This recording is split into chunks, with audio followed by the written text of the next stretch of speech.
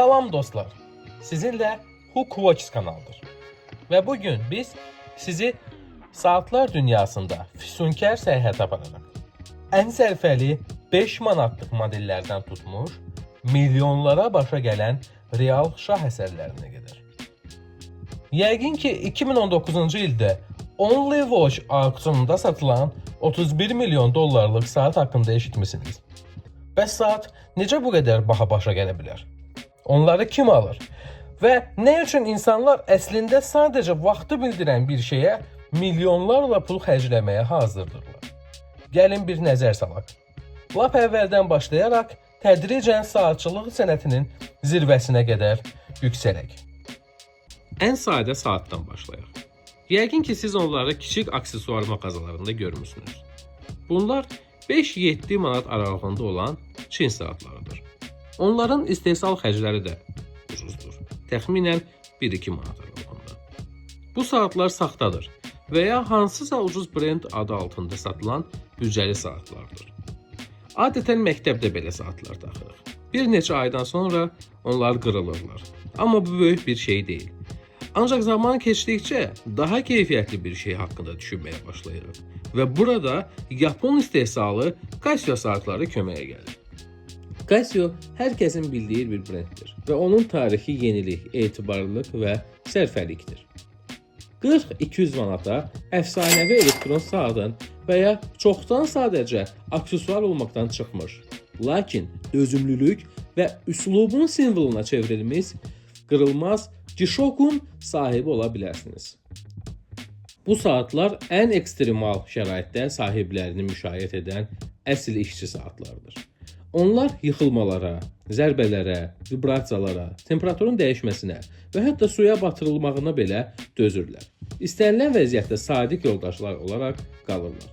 G-Shock 1983-cü ildə Kiko Ibe adlı Casio mühəndisi tərəfindən yaradılmışdır və o, yüksəklikdən düşsə belə qırılmayacaq bir saat yaratmağı qarşısında idealı məqsəd qoyub. O, formasını yitirmədən yerdən sıçrayan, topdan ilhamlanıb. Ibe saatın eyni zərbə müqavimətində sahib olması qərarına gəldi və amortizator korpuslu bir model hazırlamağa başladı. Bir neçə illik sınaqdan sonra 200-dən çox prototipdən sonra dünya davamlılığı və qeyri-adi dizayn sayəsində dərhal populyarlıq qazanan ilk G-Shock'u gördü.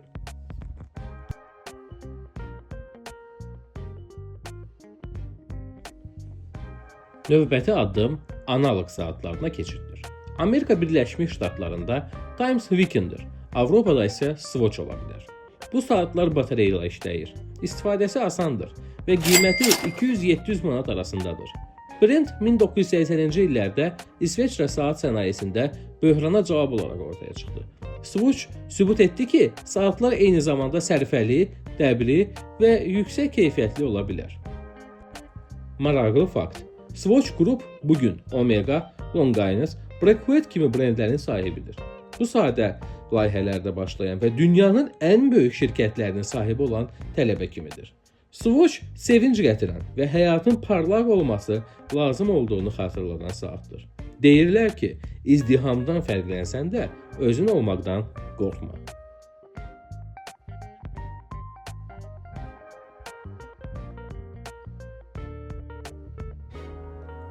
Əgər siz mexaniki saata yüksəlmək istəyirsinizsə, lakin minlərlə dollar xərcləmək istəmirsinizsə, Orient və Seiko nəzərdən keçirin.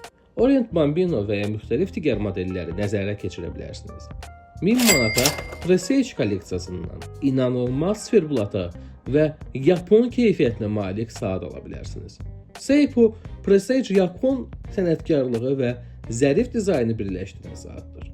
Prestige xətti sapfir kristalları və incə sifirblatları olan mexaniki saatları ilə tanınır. Seiko yaylardan tutmuş korpuslara qədər öz saatlarını bütün komponentlərini öz daxilində istehsal edən astaylı brendlərdən biridir. Sanki aşpaz yeməyini bütün inqrediyentlərini özü yetişdirib Seiko Prestige ənənə və keyfiyyət üçün dəyər verənlər üçün hazırlayır və satışa çıxardır. Tissot Le Locle markanın baş ofisinin yerləşdiyi Le Locle şəhərinin adını daşıyan saatdır. Bu saatlar klassik dizayны və etibarlılığı ilə tanınır. Maraqlı fakt, Tissot anti-maqnit xüsusiyyətlərinə malik saatlar istehsal edən ilk markalardan biri idi. Sanki saatınız həyatda hər hansı bir tufana tab gətirə bilər. Tissot Le Colle mən istənilən çağırışa hazıram deyən saatdır. Daha prestijli bir şey istəyirsinizsə, Cartier Tank modelinə baxın. 7000 manata siz sadəcə bir saat deyil, 100 ildən artıqdır ki, aktuallığını qoruyan sənət əsəri əldə edə bilərsiniz. Cartier Tank zaman və modanı aşan zərifliyin simvoludur. Onların dizaynı o qədər mükəmməldir ki, heç bir dəyişiklik tələb etmir və bir əsr ərzində öz köklərinə sadiq qalan lüks əşyalara nadir halıdır. Cartier tankı 1917-ci ildə yaradılıb və onun dizaynı 1-ci Dünya müharibəsi zamanı istifadə edilən tankların formasından ilhamlanır. Bu, hərbi texnologiyanın lüks bir əşyanın yaradılmasına ilham verdiyi nadir hallardan biridir. Brendin yaradıcısı Louis Cartier FT-17 tankının həndəsi forması və onun aydın xətləri və funksionallığı ilə heyran qaldı. O, hərbi üslubun ciddiliyini və zərgərlik sənətinin incəliyini birləşdirən model yaradaraq bu elementləri saatın dizaynına köçürmək qərarına gəlib. Cartier tank sadəcə bir saat deyil, bir dövrün simvoludur. Onlar tarixi hadisələrin şahid olurlar və padişahlar, aktyorlar, musiqiçilər və siyasətçilər tərəfindən geyiliblər. Hər tank modeli müasir saat həvəskarlarının biləklərində yaşayan bir tarix parçasıdır. Bu saatlar sadəcə vaxtı ölçmək üçün alət deyil, fərdiliyin, zövqün və statusun ifadəsidir. İndi isə keçək təkcə üsluba deyil, həm də macəra və elmi nailiyyətlər ruhu ilə dolu olan, real tarixə malik olan saatlara. 1965-ci ildə NASA astronavtları öz missiyalarında müşahidə edə biləcək saat axtarışına başladı. Bu saatlar təkcə dəqiq deyil, həm də kosmosun ekstremal şərtlərinə, temperaturun dəyişməsinə, çəkisizliyə, vibrasiyaya və zərbələrə tab gətirməli idi. Bir neçə tanınmış brendin iştirak etdiyi bir sıra ciddi sınaqlardan sonra Omega Speedmaster qalib oldu. Bu saatlar nəinki bütün sınaqlardan keçib, həm də kosmosun tədqiqi tarixinin ayrılmaz hissəsinə çevrilir.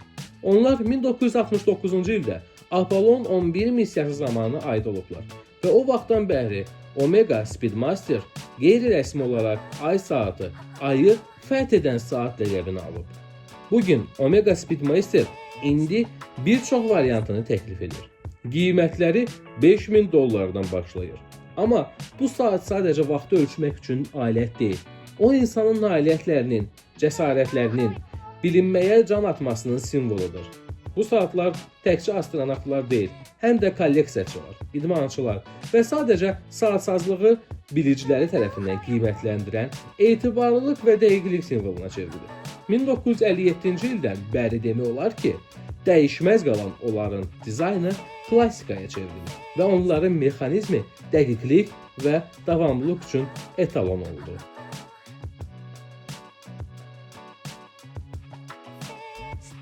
Ancaq daha prestijli bir saat istəyirsinizsə, Rolex-ə nəzər salın. 15.000 manata uğur simvoluna çevrilmiş saat ala bilərsiniz. Rolex Submariner və ya Daytona sadəcə saat deyil, bir investisiyadır. Rolex Submariner 1953-cü ildə dalğıcılar üçün ilk suya davamlı saat kimi yaradılmışdır. Onlar əvvəlcə peşəkarlar üçün bir vasitə kimi yaradılsalar da, bugün dəbdəbə və üslub simvoluna çeviriblər. Uğurun, əzmkarlığın və özünə inamın nəticəsi olduğunu xatırladırlar. Rolex Oyster perpetual uğur və status simvoluna çevrilmiş saatdır. Onların suya davamlı korpusu və avtomatik hərəkətləri onları etibarlılıq üçün bir meyar edir. Rolex Oyster Perpetual, sən buna layiqsən deyən bir saatdır. Uğurun, əzmkarlığın və özünə inamın nəticəsi olduğunu xatırladan bir saatdır.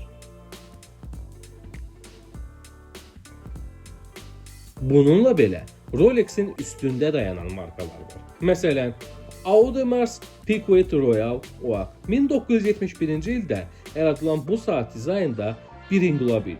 50.000 manata siz inteqrasiya olunmuş qolbaq və unikal 8 güşəli çərçivəyə malik saat əldə edirsiniz. Royal Oak dizayner Gerald Gentoy tərəfindən cəmi 24 saat ərzində hazırlanmışdır. O qeyri-adi dizaynını izah edən vintage dalğıc dəbilqələrindən ilhamlanıb.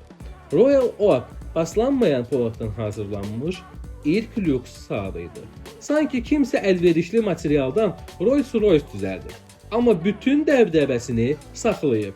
Audemars Piguet Royal Oak cəsarət və innovasiyaya dəyər verənlər üçün saatdır.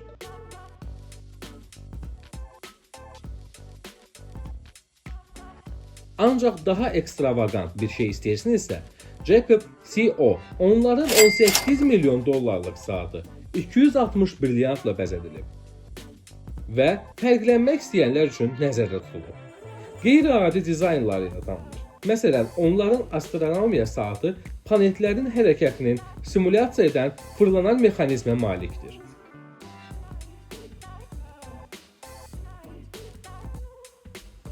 Və nəhayət, dünyanın ən bahalı qol saatı Patek Philippe Grandmaster Chime. Bu saat 2014-cü ildə brendin 175 illik yubileyi üçün buraxılıb və qiyməti 31 milyon dollardır. Bu saatı kim alır? Bu sir olaraq qalır. Ancaq bir şey dəqiqdir. Bu sadəcə saat deyil, sənət əsəridir. Patek Philippe Grandmaster Chime sahibinə hansı siferblatdan istifadə edəcəyini seçmək imkanı verən iki tərəfli korpusa malikdir. Bu indiyə qədər yaradılmış ən mürəkkəb saatlardan biridir.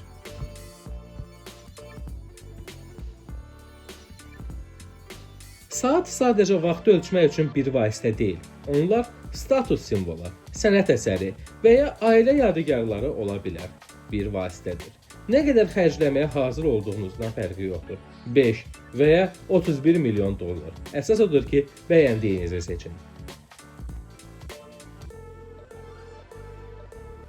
Əgər bu video xoşunuza gəldisə, zəhmət olmasa videonu bəyənin və Hookworks kanalına abunə olun və zəngə basmağı unutmayın. Saatlarla bağlı öz hekayələriniz varsa, şərhlərdə paylaşın. Baxdığınız üçün təşəkkür edirik və növbəti videoda görüşənədək.